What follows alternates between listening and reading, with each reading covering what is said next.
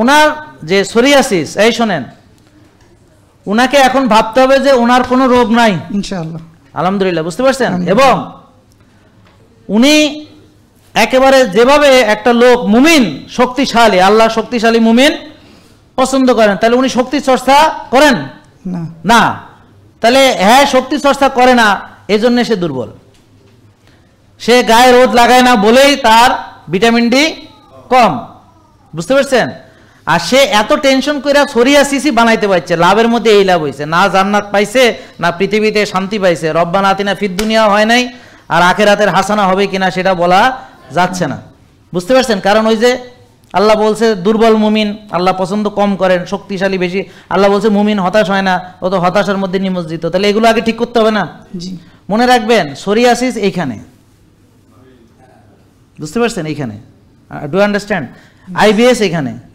ওর আগে mindset change করে নিজেকে সে সফল ভাবতে হবে, সে শক্তিশালী সেটা ভাবতে হবে, সে শক্তিশালী মুমিন, সে হতাশ না, এবং যা করণীয় করবে, এবং তার সেটা থাকবে না, থাকতে পারবে না। তার ইমিউন সিস্টেম তাকে অ্যাটাক করবে, এটা হতে পারে না। তার ইমিউন সিস্টেম তার আদেশে কাজ করবে। এখন ওর ব্রেন ইমিউন সিস্টেমকে সঠিক গাইড করতে পারতেছে না, বিদায় সে এই কাজ করতেছে।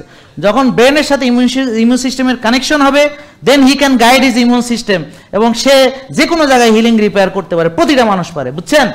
এর জন্য আপনার এই কমান্ড করতে জানতে হয়।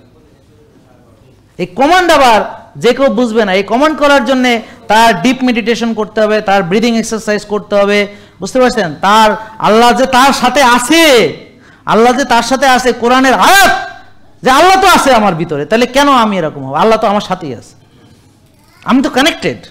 আর ও তো এখন এই পৃথিবীর কি এটা দেখবে না, ও দেখবে হচ্ছে ও জান্নাতে যে কত মজা করতেছে সেটা দেখবে চোখের মধ্যে, সেই চিন্তা সে মাথার মধ্যে করবে।